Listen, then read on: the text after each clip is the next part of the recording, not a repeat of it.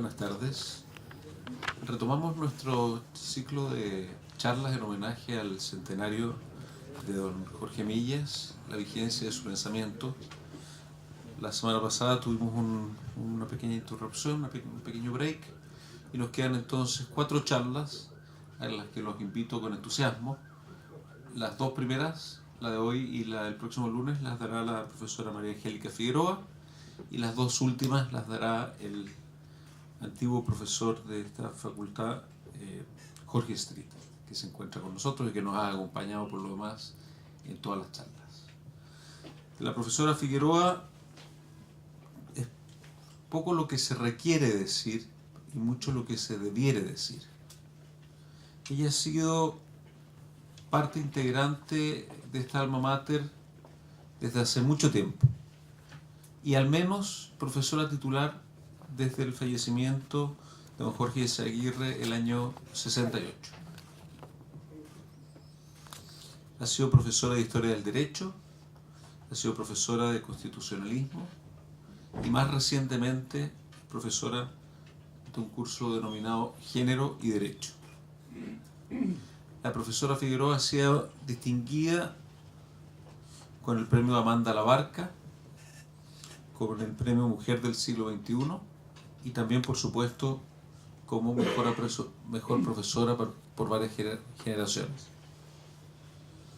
Se ha desempeñado también en la Secretaría General de la Universidad, en el cargo de directora jurídica entre los años 90 y 94, y finalmente también ha sido, al menos en 2 oportunidades, vicedecano de esta facultad. Entonces los invito a que recibamos con un aplauso a la profesora María Angélica Figueroa.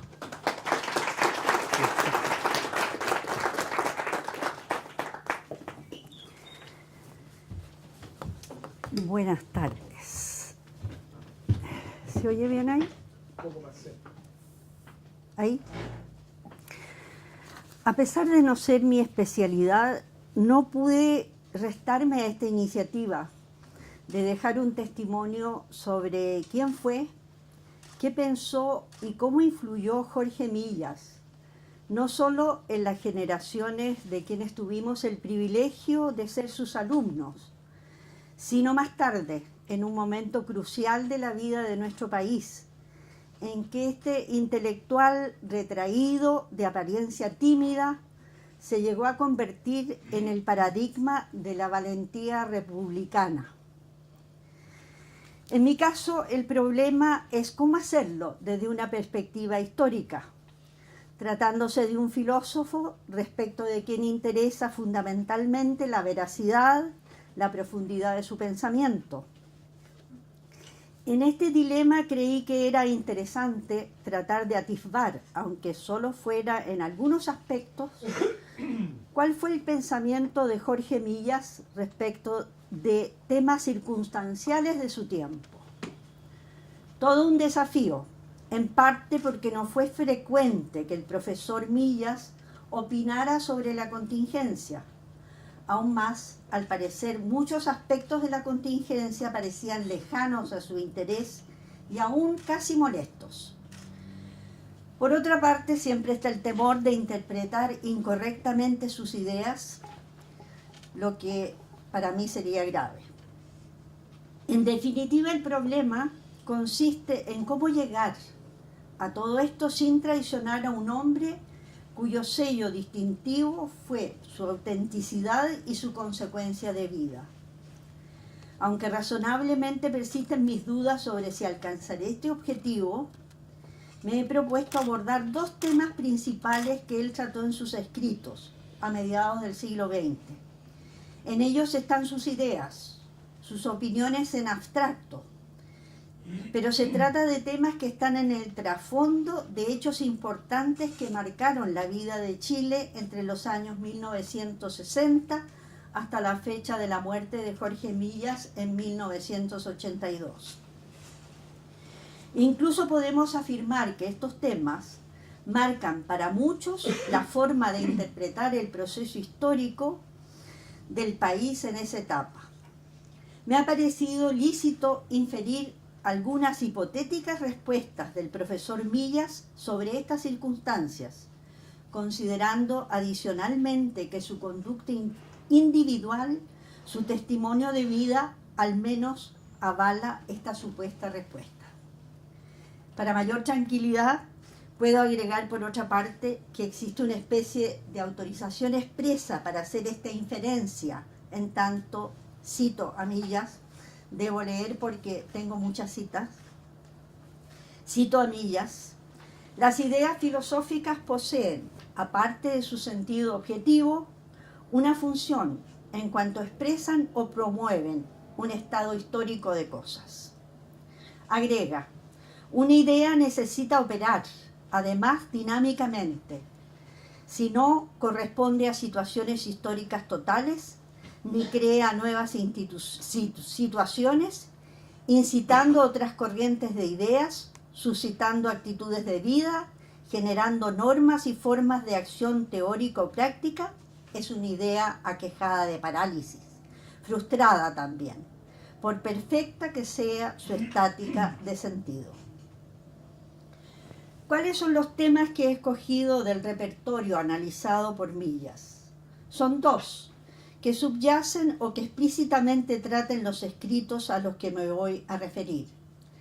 El tema de la crisis de la cultura occidental y, en segundo término, la relación de esa crisis con la supuesta aparición de un nuevo actor social en su historia, la del hombre masa. Estos temas están tratados en forma dispersa en el libro publicado en 1962 con el título El desafío espiritual de la sociedad de masas. También se refiere a estos procesos en algunos capítulos de Ensayos sobre la historia espiritual de Occidente, publicada en 1960. Igualmente expone parte de sus ideas sobre procesos históricos en el capítulo correspondiente a la idea de la filosofía, publicada en 1970. La mención de los años va más allá de una referencia bibliográfica. Pretendo con esto situar y vincular los escritos de Millas con los acontecimientos que lo rodearon. Si revisamos los acontecimientos y la atmósfera espiritual, como diría Millas, de esas etapas debemos mencionar como rasgos predominantes de ese periodo de posguerra la contraposición entre dos concepciones de mundo que a la altura de esos tiempos ya han adoptado la forma de dos ideologías que se enfrentaron políticamente en la llamada Guerra Fría. Es una etapa en que el proyecto ideológico marxista se ve como posible de realizar históricamente. Es a la vez una época de profunda desesperanza. El optimismo dieciochesco del proyecto racionalista de la modernidad, que había prometido a la humanidad el acceso a una convivencia racional, pacífica y el progreso permanente, se había esfumado en el tráfago violento de las dos peores guerras conocidas por la historia humana. De este profundo desencanto de la época dan cuenta tanto la floreciente presencia de la filosofía existencialista, que impregna con su angustia ante la muerte y la nada, tanto la literatura en sus expresiones de poesía, teatro, narrativa, como la música y otras expresiones artísticas, y en especial la política, en la que existe un desencanto ante la posibilidad de materializar el proyecto republicano democrático propuesto como forma racional de organización de una sociedad integrada por seres humanos a los que se supone dotados por su naturaleza de derechos innatos. Sin embargo, no todo es desencanto. Especialmente en América, para muchos, predominantemente grupos de jóvenes, se abren muchos caminos que les ofrecen la posibilidad de luchar por una causa, de incidir en los cambios del mundo en que habitan. La ideología marxista es vista por muchos como la utopía de una humanidad que, caminando por ciertos senderos abiertos por la revolución antiburguesa, puede llegar finalmente a una sociedad sin clases, sin Estado, y que no necesitará normas legales coercitivas pues la humanidad, después del período de la dictadura del proletariado, habrá sido educada en la solidaridad. Por cierto, la sociedad comunista final ya no existirá, sino la propiedad colectiva de los medios de producción, y la historia cesará de moverse dentro de la dialéctica de clases. Por tanto, vemos así que junto a las ideas de crisis, también hay optimismo en los años 60. Lo hay en la Revolución Cubana, en la Revolución Cultural China, e incluso en la primera hay material para construir íconos de heroísmo en las figuras de Castro y de Che Guevara. Para aquellos a quienes no les convence el proyecto marxista, se presenta como opción la epopeya propuesta por partidos políticos que hacen suya la tardía doctrina social de la Iglesia, la que iniciada con las encíclicas Rerum Novarum y 40º Anno y la alocución del Papa en 1941, reactualizada y fortalecida a mitad del siglo por la aparición de la teología de la liberación y por las decisiones adoptadas por el Concilio Vaticano II en 1960. En estos programas ideológicos se presenta la posibilidad de una sociedad que logra superar por la acción humana las desigualdades materiales históricas que han impedido la materialización de los derechos humanos. El hipotético triunfo de su proyecto podría lograr el establecimiento de la libertad e igualdad, no solo como promesa escatológica, sino como aspiración concreta de felicidad terrenal, como lo había prometido siglo y medio antes la Declaración Racionalista de Independencia de los Estados Unidos en 1776. El mundo universitario en todas partes está convulsionado, está naciendo el liderazgo de los jóvenes, se está iniciando la subversión de los roles entre padres e hijos.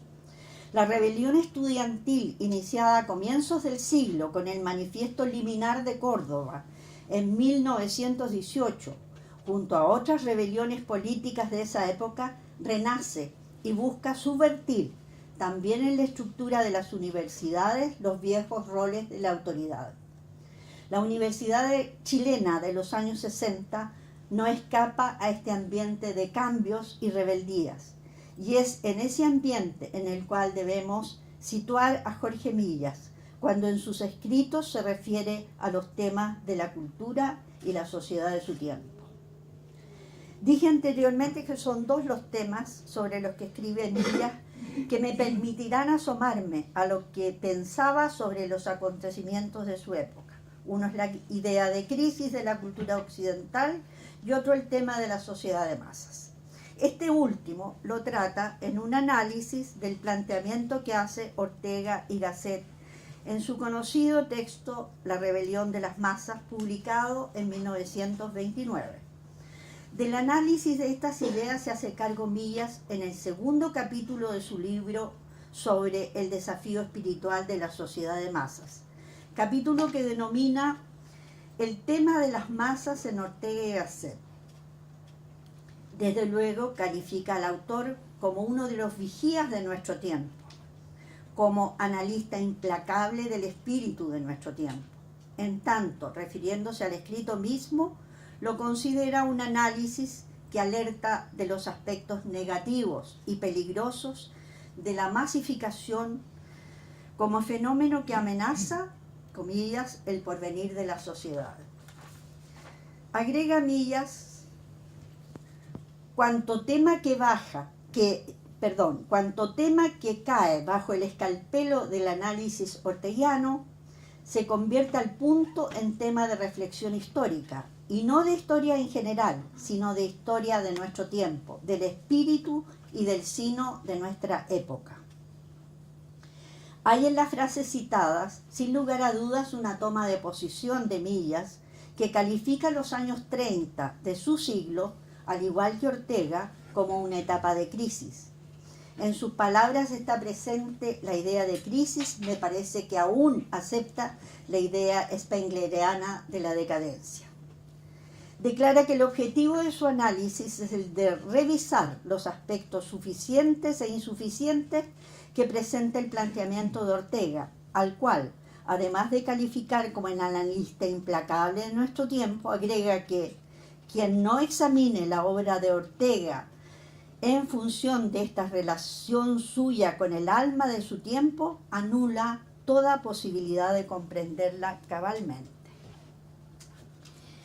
Millas anota que para Ortega el fenómeno nuevo es el hecho de las aglomeraciones y el ascenso de las masas, pero Millas agrega a este hecho que el ascenso histórico del hombre medio trae aparejada su participación masiva en los bienes de la alta cultura técnica y científica. Y a continuación dice que ellas reclaman un papel rector en la historia, las masas, y se rebelan contra toda ley orgánica de distribución de funciones y de poder. Según la interpretación de Millas, para Ortega el acceso de estas multitudes de nuevos seres a los beneficios de la cultura significa tanto algo positivo, pero también algo negativo. Esto último en cuanto peligra la mantención del orden propio de la sociedad humana. Y copio las palabras en que Millas interpreta el texto de Ortega. Ortega teme que se cierna sobre nuestra época la amenaza de un caos total, el caos inevitable de toda organización social en donde se trastornan las relaciones del mando. Millas pone énfasis en que la aprehensión de Ortega es la indocilidad de estas masas frente a las minorías a las cuales ha obedecido y ahora suplantan. Se trata de la destrucción de todo poder, de la aniquilación de las propias funciones del mando y de la obediencia, por tanto, de una pavorosa anarquía espiritual. En relación al concepto de masa que utiliza Ortega, Millas, siguiendo a ese autor, anota: masa es una zona del cuerpo social constituida por las gentes no especialmente cualificadas y a quienes compete una misión de docilidad frente a los mejores. Para Ortega, esta masa está constituida por el hombre medio, aquel que no se diferencia de otros hombres, sino que repite en sí mismo un tipo genérico. En la explicación que hace Millas acerca de las conclusiones lógicas que se siguen de los supuestos anteriores de Ortega, es que la inclusión en la sociedad de estos seres culturalmente improductivos que reemplazan a los mejores crea como consecuencia de su actuar la mediocridad, la vulgaridad, todo lo que introduce un caos ontológico en la sociedad. Debido a que los roles funcionales en la estructura humana no son intercambiables entre minorías y masa. Este ser, el hombre medio, que integra la masa, adolece de irresponsabilidad frente a la cultura construida en las etapas en que la masa ha estado sometida a las minorías, y con soberbia se enfrenta a ella y sin más pretende tener la capacidad para modificarla. Frente a estas ideas de Ortega, el pronunciamiento de Millas consiste, primero, en la aceptación de que la rebelión de las masas es un fenómeno de su tiempo, pero pone en tela de juicio que lo sea en los términos expuestos por Ortega. Veamos cuáles son los aspectos que no acepta Millas y después nos vamos a plantear cuál es la relación en las circunstancias de su propia vida y hasta qué punto esas circunstancias condicionaron sus ideas y planteamientos. En primer lugar, Millas rechaza la idealización del pasado, que es parte importante del pensamiento de Ortega, y como hecho concreto, rechaza la idea de la no violencia de la masa en épocas anteriores, como presupuesto de esa idealizada sumisión. Tampoco coincide Millas con Ortega en que la masa tenga una actitud carente de razones respecto de la justificación de sus actos. Y este es un aspecto no menor de la disidencia, por cuanto Millas rechaza la afirmación de Ortega de que lo nuevo del movimiento de masas es el derecho a no tener razón es decir, a la exigencia no razonada de la obtención de sus requerimientos. Por el contrario, Millas asevera que la historia, esta es una cita, la historia de los movimientos políticos de nuestro tiempo muestra, en verdad, todo lo contrario. Las masas de hoy, con mayor escuela política y más clara conciencia histórica, invocan, recta o torcidamente, un amplio repertorio de razones: la justicia y el bienestar, la libertad y el orden, la cultura y el trabajo, y un sinnúmero de otras cosas, vagas unas, clarísimas las otras, y todas son razones que dan, aunque no siempre sean razones que efectivamente tengan. Para Millas, el problema nuevo de su tiempo no es la idea de la sinrazón, sino la de que se pueda tener razón a solas, sin convivencia ni diálogo, y de que esta razón monologante e insociable se deba imponer por la violencia a todos. Agrega que para él la razón es por esencia sociable y socializante, aunque no necesariamente social. Y dice, no es social porque se genera y existe en el individuo, pero es sociable y socializante por cuanto, cita, aspira a comunicarse, a repartirse entre los hombres como la luz por el espacio. La razón es en verdad una de las formas que tiene el espíritu de buscarse a sí mismo, a partir de cada hombre en todos los hombres. Existe además por parte de Millas otra objeción al planteamiento de Ortega, a partir del concepto de hombre masa de ese autor, en la situación militante de un partido político totalitario.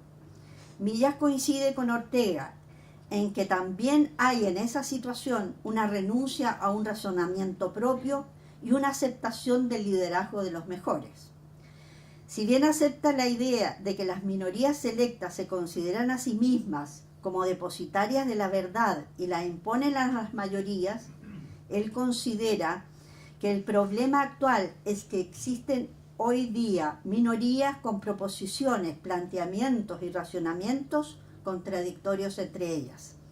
No importa que la masa la siga, dócil, porque siguen a líderes que son minorías antagonistas, y siempre habrá, por tanto, detrás de una minoría, una masa que se rebela contra la minoría contradictoria. Concluye Millas por calificar a Ortega como el autor de una ideología aristocratizante, dice, de un hombre de genio pero inactual. Más aún, Millas, también en contradicción con Ortega, plantea que la masa como agregación de personas es un todo. El todo, dice, de su propia actividad histórica. No es solo una abstracción. Para considerarla de modo abstracto, dice, eliminamos a los protagonistas del drama humano, al individuo. Se llega así a una deshumanización. Su acción, el de la masa, es el contenido de la vida colectiva, materializa los requerimientos que dan vida a la acción creadora de la minoría. Agrega al respecto, el sino de nuestro tiempo nos fuerza a ver las cosas del hombre de modo cada vez menos abstracto.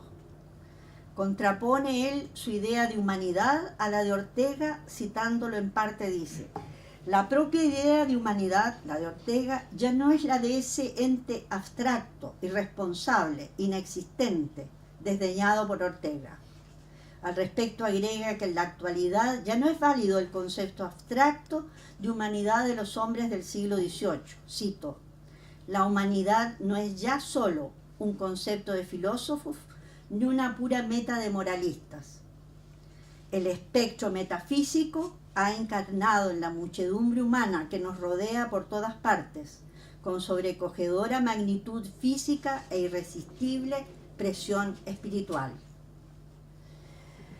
Con las ideas y citas de Millas que he traído al recuerdo hasta aquí, cabe preguntarse qué relación tienen estas ideas de crisis, masificación y degradación de la sociedad con el tiempo y con la sociedad chilena en que vivió Millas en los años 60, en que escribe sobre estos temas. Primero debemos tener presente que estas ideas de crisis y de decadencia tienen larga data de presencia en Chile. De hecho, ingresaron con fuerza en la misma época en que se publicaron en Europa los textos de Spengler, Unamuno y Ortega. Así, la idea de decadencia de Occidente, planteada por Oswald Spengler en el libro del mismo título, desde su temprana llegada al país tuvo una fuerte influencia en los grupos dirigentes chilenos, al igual que las ideas de Unamuno y de Ortega. Esta influencia no fue solo intelectual y referida a un tema de la cultura en general, tal como lo ha demostrado el historiador Christian Gasmuri. Por el contrario, este ideario pasó a ser la tesis que sustentó y sustenta hasta hoy, en muchos casos, la interpretación de la historia política de Chile e incluso de aspectos importantes de su historia cultural. Es aquella que, idealizando el pasado, lo mira como una etapa de paz, de bienestar, de cultura y consenso social, en el que una élite social dirige, sin oposición al resto de la sociedad, en virtud de una aceptación tácita de que ellos son los mejores. Ese plácido consenso se habría roto por la irrupción de la masa y se habría iniciado así el proceso de decadencia de la sociedad chilena aproximadamente desde 1880 en adelante, en la época liberal. La influencia de este ideario decadentista se difundió a través del pensamiento de Alberto Edwards, a quien sirvió para sustentar su explicación de la dinámica social chilena en su escrito La Fronda Aristocrática, publicada en 1929, obra que determinó en adelante la interpretación llamada conservadora o tradicionalista de la historia de Chile. Esta interpretación de comienzos de siglo perdura hasta nuestros días y la expresa en iguales términos a los descritos la historia de Chile publicada en los 90 por Gonzalo Vial Correa. Volvamos al libro de Alberto Edwards por tratarse de un ensayo y no propiamente de un texto historiográfico. El texto de Edwards, con su mirada idealizada del pasado, colaboró en la creación de mitos, entre ellos el mito portaliano, que no solo es parte de la literatura histórica conservadora, sino también de aquella que se considera a sí misma como progresista. En los inicios del siglo XX, Chile se incluyó entre los países pioneros en aceptar el constitucionalismo social, al dictar la Constitución Política de 1925, propugnada por Alessandri Palma, la que contiene la inclusión en el catálogo de los derechos humanos, junto a los clásicos derechos del liberalismo político racionalista, los derechos sociales y los nuevos fines asignados al Estado, que encomiendan a éste la redistribución de la propiedad, la protección de la salud y de la previsión social y del trabajo de aquella parte de la sociedad que históricamente, en los hechos reales, ingresan al supuesto pacto social fundante de la sociedad y del Estado en desigualdad de condiciones. Estas ideas sociales se habían integrado a la matriz del Estado constitucional durante el siglo XIX como parte de las influencias de los diversos socialismos sobre la ideología ilustrada, modificando el proyecto jurídico político del racionalismo. La primera tentativa histórica de materializar el proyecto político de la modernidad contenido en la Carta Fundamental de 1925 se da en el programa del Frente Popular entre 1936 y 1941, que como gobierno se inicia en 1938. Cabe señalar que una coincidencia notable, que la historia política de Chile en el siglo XX está marcada por una notable similitud con hechos que distinguen el proceso de algunos países europeos. Me refiero a la formación de los frentes populares que se dan en España, Italia y Alemania y al intento de materializar el Estado social contemporáneamente. La Segunda Guerra Mundial interrumpe estos procesos, pero esto se retoma en los años 60. La igualdad formal de derechos del proyecto liberal se ha completado con el objetivo propuesto por el socialismo marxista y las ideas sociales católicas de una participación igualitaria material en los derechos al bienestar. La revolución en libertad de la democracia cristiana y la participación popular de la unidad popular solo dan una forma institucional al ingreso de las masas al concierto social. Es la materialización de la soberanía popular que exige que se cumpla con el proyecto prometido en el texto constitucional. Creo que a eso se refiere Millas al hablar del espectro metafísico encarnado en la muchedumbre humana. ¿Qué dice Millas sobre estos procesos? En mi opinión, hay respuestas en el primer capítulo de su desafío espiritual de la sociedad de masas. El primer problema es para él la existencia en la sociedad actual de una especie de presentimiento de que hay un mal que aqueja a la sociedad y que no se sabe en qué consiste ese mal, ni menos se conoce la forma de solucionarlo. Reconoce desde luego que ese sentimiento no es exclusivo de esta época y que comparativamente en términos materiales existieron tiempos peores. Agrega que el ser humano disfruta hoy de posibilidades y condiciones que nunca fueron conocidas por otras generaciones. Para él el problema actual o la crisis existente es muy diferente a la de otras épocas y piensa que reside en que el ser humano concreto, no el concepto, no la idea abstracta, no logra ser parte en su experiencia vital, real, de cada día del nuevo proyecto de la humanidad, pues se trata de un proyecto no cumplido. Agrega, el hombre singular es expelido fuera de la órbita de la historia universal. Continúa, el ser humano es una variable de la abstracta ecuación administrativa. No tiene en su vida concreta verdadera participación en la vida social. Continúa la cita, donde más inmediatamente se constata esta expulsión es en la vida política. Para Millas el tema de la masificación de la sociedad no debe convertirse ni en un fetiche ni en un fantasma. En esto está lejos del rechazo que a Ortega produce el ingreso del hombre común en la historia. Para Millas el imperativo intelectual de su tiempo consiste en mirar las cosas con realismo, como son, y el imperativo ético se puede cifrar, dice, en la idea que en ningún hombre se frustre el proyecto humano esbozado dentro de su propio ser. Considera que el enorme acrecentamiento de la conciencia humana debido al desarrollo científico y tecnológico trae aparejada la necesidad de mayor respeto de la individualidad y se requiere que la idea de humanidad en el sentido de esencia del humano, de modo que ésta sea solidaria en todas partes respecto a todos los hombres.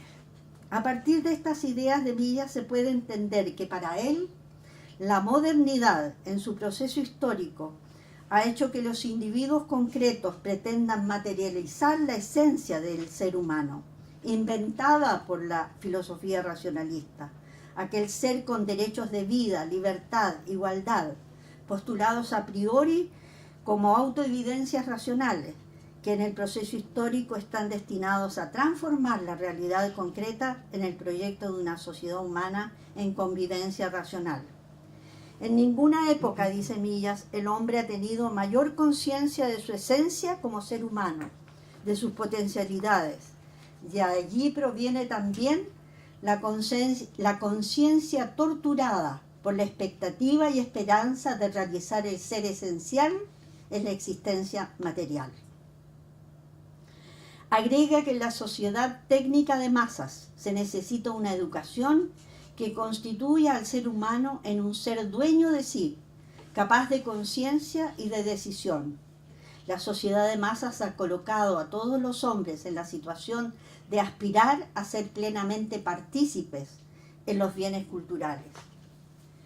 4 conclusiones elabora Millas a partir de su reflexión sobre los cambios que caracterizan a su tiempo, que según su opinión se caracteriza por el aumento de la conciencia humana. Primero, el hombre moderno ha perdido su inocencia. Ya no creemos en una determinación histórica. Hay convicción de que el ser humano es quien debe crear las condiciones del progreso. Enseguida dice que el hombre tiene hoy mayor autoconciencia y un sentimiento de precariedad mayor también. No acierta a incorporar en la figura interna de su persona como experiencia viva el orden objetivo del mundo que aquella cultura le propone. La presencia real del hombre, no de una minoría, sino de todos los hombres, implica por su magnitud y su fuerza tener presente su realidad espiritual. En cuarto lugar dice sobre su tiempo: nunca se elaboró mejor la idea científica de la verdad. Nunca se concibió tampoco con tanto rigor el ideal de la justicia. Nunca se propuso al hombre fines tan rigurosamente concebidos ni tan precariamente regimentados. Pero la idealidad y la facticidad del valor no son congruentes. Pero justo por la conciencia valorativa, pero es justo porque la conciencia valorativa es más rigurosa, es también más alto nuestro nivel de aspiración, y con él el índice de desviación entre lo concebido y lo realizado se hace más patente. La singularidad de la actual crisis, agrega Millas, del alma colectiva, es ser crisis de una conciencia histórica hipertensa, henchida de posibilidades, alerta y ágil. Es indudable la inadecuación del manido vocablo decadencia para describir el fenómeno. Nunca, por el contrario, habían rayado a mayor altura las posibilidades del hombre, pues jamás alcanzó el espíritu humano esa conciencia de sí tan propia de nuestra época. Pero nunca tampoco había sido tan penosa esa conciencia. Hay una pregunta en su texto. ¿Cabe aún la esperanza de poner la vida real, el efectivo ser histórico del hombre, a la altura de su idea, es decir, de sus expectativas y exigencias? Ese tema lo aborda a partir de la idea de la educación, lo que enlaza con la idea de la universidad, que trataré en la segunda de estas sesiones. Aún restando este tema tan importante en la vida de Millas, la educación, la universidad, creo oportuno hacer algunos comentarios finales. En la reunión anterior, el profesor Orellana concluyó que Millas era un filósofo del pasado, que nada tenía que hacer hoy día en esta pregunta que está como presupuesto del seminario, vigencia de Jorge Millas. Él lo fundó en un cambio en el paradigma matemático de la posmodernidad. Mi querido amigo Premio Nacional de Ciencia, que está presente, me podrá contradecir, ya que mi planteamiento es distinto al del profesor Orellana. Coincido con Miguel Orellana que Jorge Millas está cerca del proyecto racionalista de la modernidad y que posiblemente en sus escritos se encuentre poco que sea original como aporte en la discusión actual sobre modernidad y posmodernidad. Pero lo que escribió corresponde a los temas no solo de su época, sino a los de la época actual. Creo que la diferencia entre la apreciación del profesor Orellana y la mía está marcada por mi necesaria ubicación desde el derecho. El tema de la modernidad ilustrada fue repuesto en la segunda mitad del siglo XX y sigue siendo tema actual precisamente porque los derechos del hombre necesariamente revalorizados, no digo respetados, revalorizados como paradigma de la cultura occidental al término de la Segunda Guerra Mundial, produjeron una revisión teórica y filosófica profunda de los supuestos básicos de la cosmovisión de la modernidad.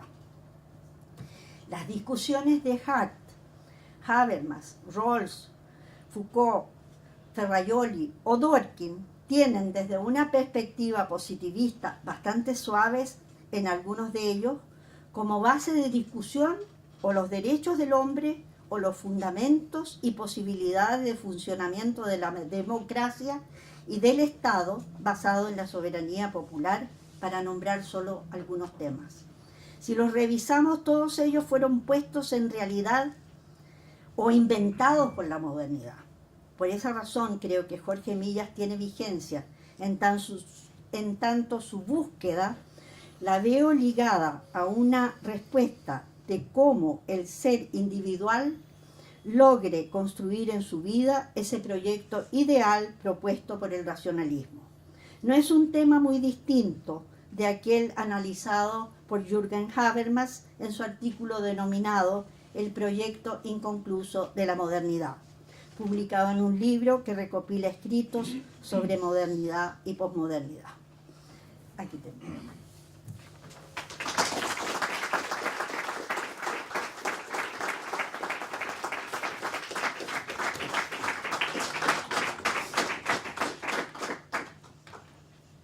Entiendo que hay preguntas, respuestas, no sé. ¿Que tenga algún comentario? Sí, eso es el caso. Ha sido aludido. ¿Algún comentario, alguna pregunta, alguna reflexión, por favor? Sí,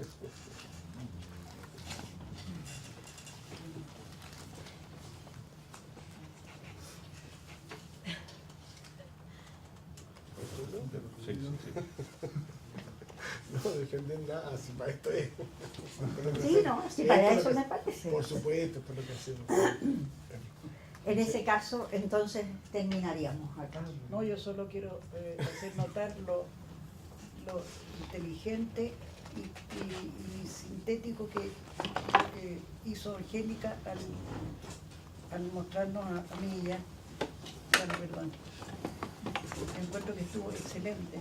Muchas gracias, amiga. Yo soy estudiante de filosofía, muy tímida y medio tonta, medio loca, como todo filósofo, pero Es una distinguidísima, tenía que decirlo entre paréntesis. es una distinguidísima especialista en literatura medieval, junto a su marido, que es Premio Nacional de Ciencias, un físico notable. Pero notable tu conferencia. Muchas gracias. Amiga. Miguel, Sí.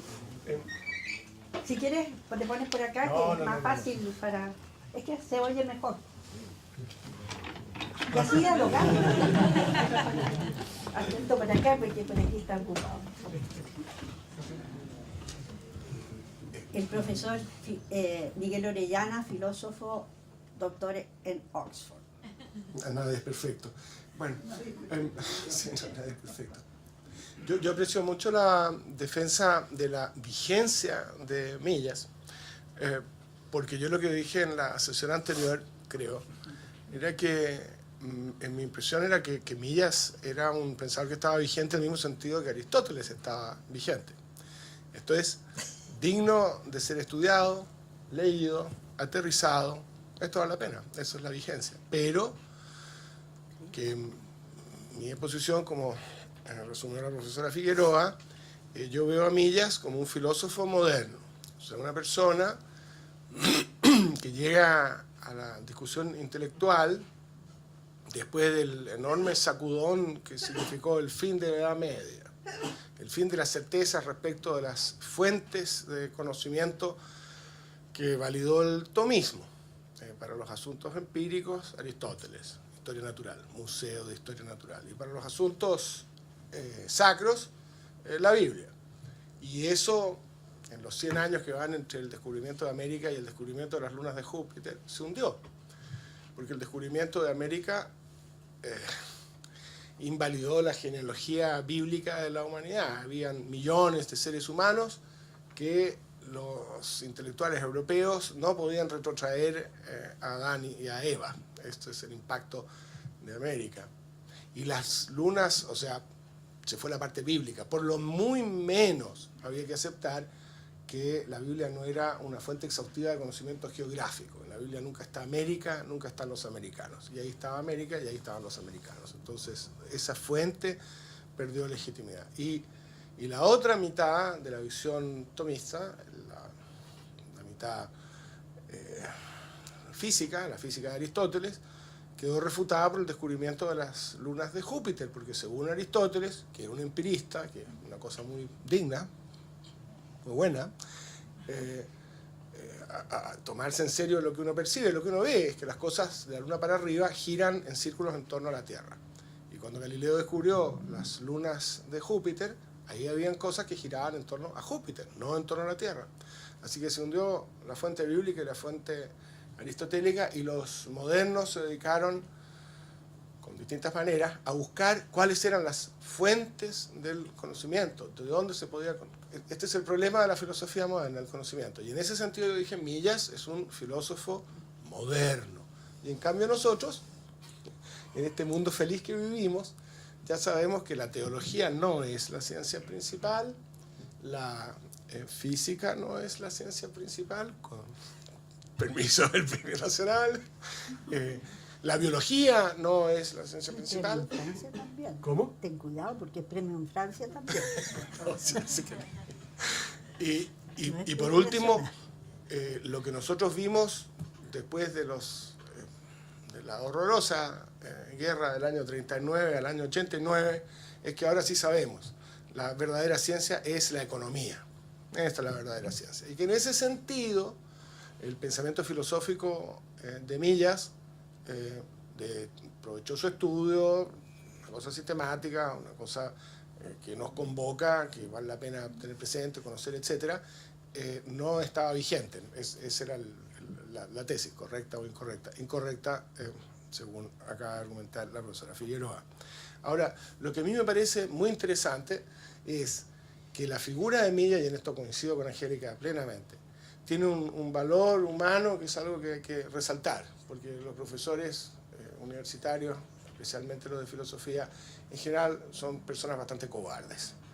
Solo quieren pelear con textos, solo quieren oponerse a tesis de los colegas. Y Millas tuvo un papel muy activo y muy valiente en un momento extremadamente convulsionado de la historia política chilena, en el medio en el que él actuaba, la universidad. Y después, durante la dictadura también. Y eso a mí me parecía un asunto de enorme importancia.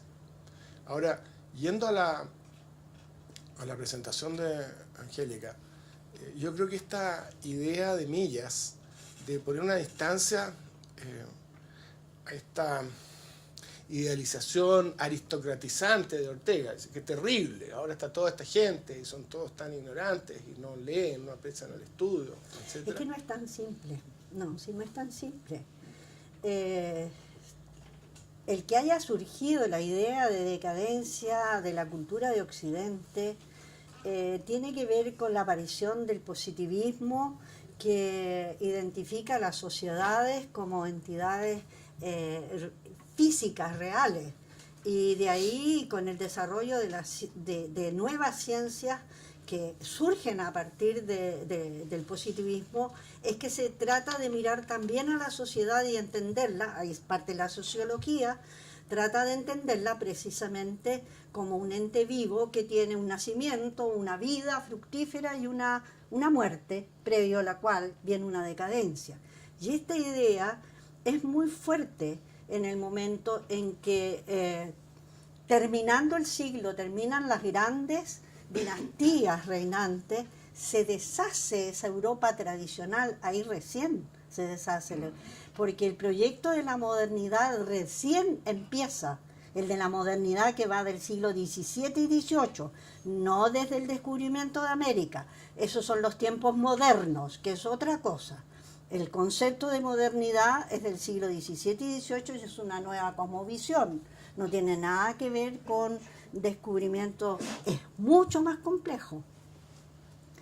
Esa posibilidad de realizarse la modernidad viene recién en el fines del siglo XIX y comienzos del XX.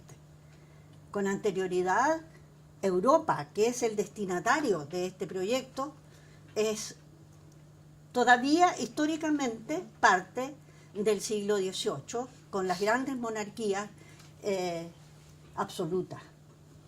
Están todos los conflictos de los distintos liberalismos que pretenden destruir las monarquías y que no lo consiguen. Y parte del siglo XX está prácticamente, no tiene utilidad para el desarrollo de la cultura occidental debido a las dos guerras mundiales. Entonces, yo creo que eso es, hay que mirarlo, o sea, hay una renovación de la estructura de la historia que tiene por lo menos 60 años. Y esa redistribución de los hitos históricos hay que volverlo a mirar en el sentido de que el proceso de la modernidad hay que encajarlo de otra manera en esta historiografía nueva. Bueno, Yo no quiero ser seguro que tienen más preguntas. ¿hay alguna otra pregunta o algún comentario? Como le digo a mis alumnos, algún comentario, alguna pregunta, algo que agregar. ¿Sí? Profesora, a mí me llamó la atención y me está dando vuelta el tema de la masificación, de las masas, esto lo habló usted, en su relación con este, llamémoslo, movimiento feminista que se ha dado en las universidades con las tomas. Entonces, como que hay una descoordinación entre el discurso, entre lo intelectual y el accionar que hay. Entonces, me gustaría si podría ahondar un poco en ese tema.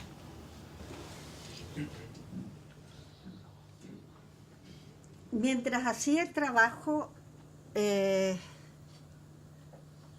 pensé acerca de este movimiento masivo de feminismo, que precisamente coincide con su aparición, coincide con mediados del siglo XIX, coincide con la aparición de la cuestión social, los movimientos obreros, y como consecuencia es un movimiento que tiene rasgos muy parecidos a esta masificación de la sociedad, en que se pugna por lo que dice Millas, por concretar el proyecto de ser con iguales derechos en lo material de la vida de cada uno. Eso es el movimiento de mujeres hoy día. Y fue el inicio y el fundamento de la primera etapa del movimiento feminista. Hasta los años 60 el movimiento feminista solo pidió igualdad de derechos sobre la base liberal del derecho de libertad e igualdad. Derecho a la educación, derecho a participar políticamente. Desde la segunda etapa de los años 60 nace la concepción de género dentro del movimiento feminista. Y la concepción de género es antagónica a la modernidad, porque la concepción de género está mucho más vinculada a una concepción posmoderna de la vida, a una cosmovisión distinta. Pretende desestructurar la sociedad estructurada sobre la base de la modernidad. El tema del patriarcado, por ejemplo, es atacar las bases mismas de la estructura de la sociedad occidental. Y en ese sentido son muy claras las feministas de la época actual. Son muy claras en decir de que no están ni con el marxismo, ni con el liberalismo, ni con ninguna idea radical, que están por crear una nueva sociedad.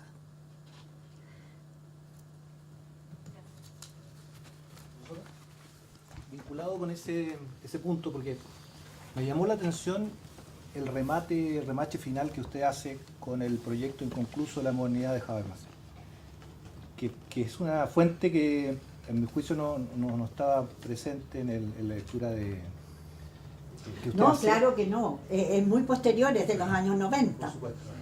Y además tiene que ver con una cierta, porque es un proyecto inconcluso en Habermas que atraviesa tiene su propia travesía, ¿no? La escuela de Frankfurt, su propia desilusión, Claro. esta gran razón sustantiva y que de alguna manera arriba a una cierta razón más procedimental, ¿no? Más dialogante. Por lo menos en el texto de Adorno y Horkheimer viene esa tesis sobre negativa frente a la modernidad. Ahora, yo no veo que Jürgen Habermas tenga la misma posición de Adorno y Horkheimer. Por supuesto. No, claro. Y ahí me interesaba ver cuál sería precisamente este nuevo entusiasmo, digamos, ¿no?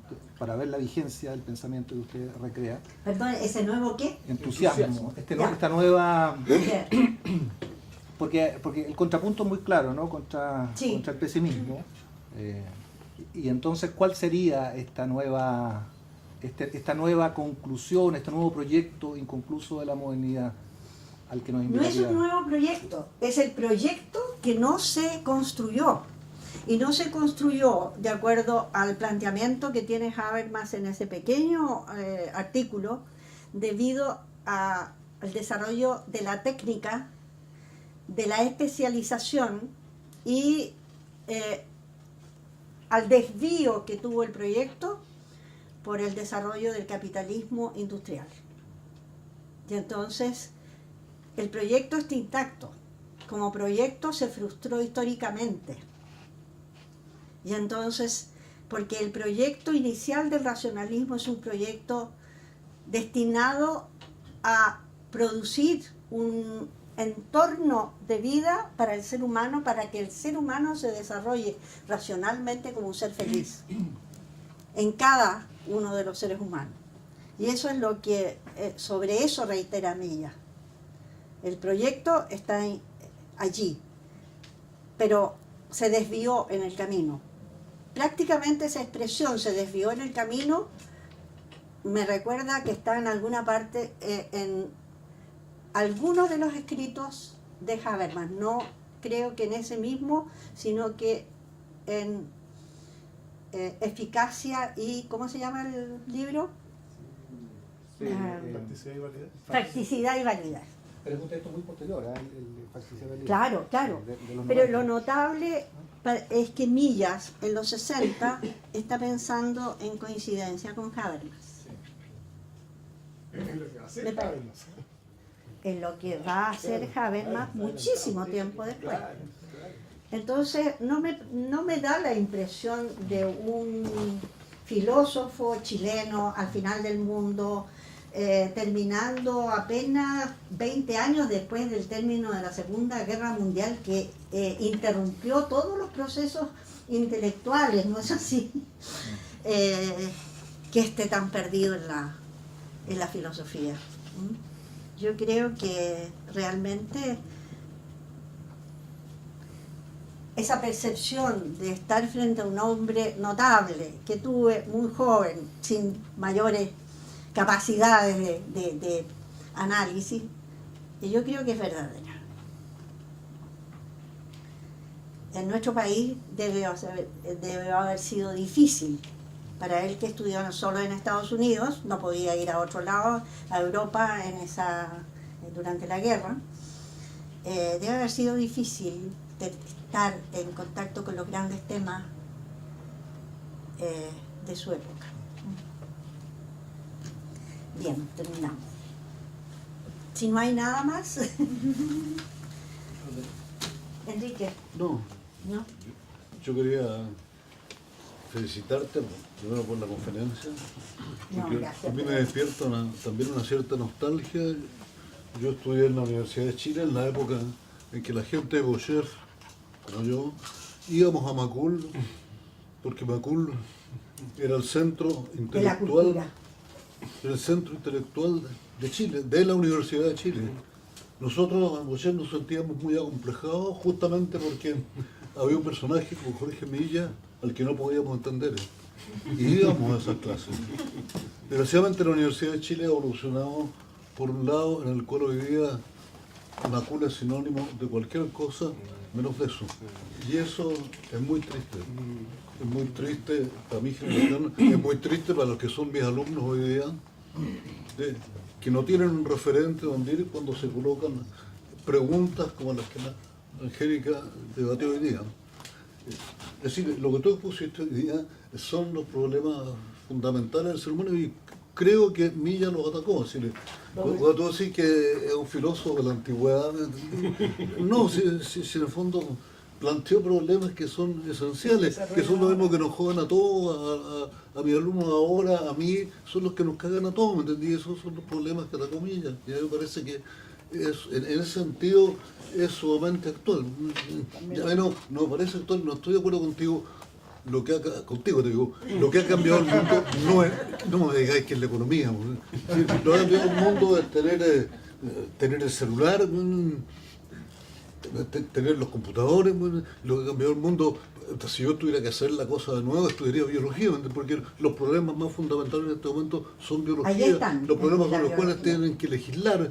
Es decir, hace 30 años, me acuerdo que salió en Le Monde un artículo que decía de las 20 maneras que hay hoy de nacer, solo 2 tienen un estatus legal determinado en Francia. Creo que está en Francia. Es cierto, porque ¿quién es la madre portadora, la que tiene la madre biológica? Y qué sé yo, todas las combinaciones que podéis hacer. Bueno, esos son problemas que no vienen de la economía. Es decir, ¿qué tiene que ver la economía con eso? Y tú dices, si hay algo... El descubrimiento del sentido de vida en las tierras inertes. La química de esas tierras es vida. Están produciendo cambios permanentes. Bueno, hace La 10 tierra años, árida. Angélica, no teníamos idea que podía haber vida en lugares totalmente inhospitalarios. Eso abre pensar qué es lo que es la vida, qué sé yo, qué tiene que ver la economía, que es algo tan pedestre, tan vulgar. Es decir, yo, bueno, en el medio que me mueva a tu manera, mi medio no es el mundo. Pero en realidad yo conozco pocos medios aquí y en todas las partes del mundo demasiado, donde no haya un desprecio más profundo por la economía y donde se mire con más pena y más tristeza que haya gente. Bueno, en la escuela, en Bocher, ingeniería industrial es considerado lo más rasca que puede haber dentro de la escuela. No, que en relación al nombre masa, claro, la mitad de cada promoción se va a ingeniería industrial. Pero me parece normal, porque más de la mitad son muy rascas. Entonces, eso sobre todo lo que más me ofendió, todo lo que dijiste. Decir que la economía es la que rige el mundo. No, pero es la epidemia en que vivimos, Enrique. ¿Ah? No, podemos zafarnos. el mundo Miguel es que yo digo. descriptivo en ese sentido, pero yo creo Que nos tocaste el corazón a toda una generación y a la Gloria que fue alumna de Jorge Milla, y yo que asistía con mucha gente yo también clases. fui, y me aprecio mucho eso. Bueno, Bueno, niño. buenas noches. Quedan todos invitados para la conferencia.